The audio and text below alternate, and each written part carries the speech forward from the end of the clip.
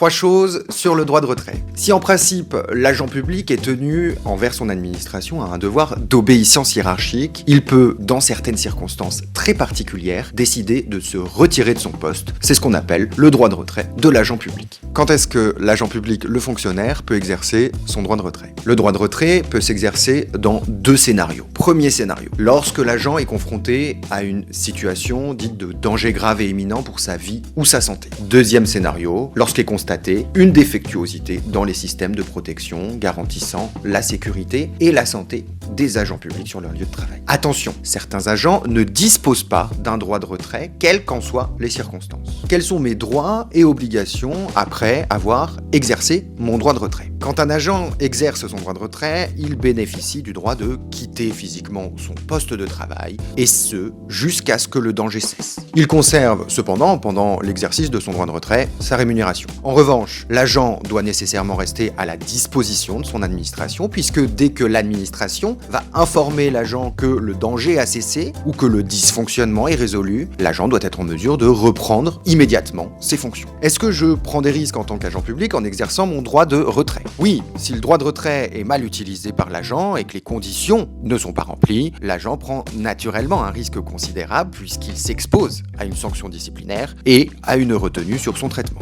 Si vous avez un doute sur la légitimité de l'exercice de votre droit de retrait, n'hésitez pas à nous contacter.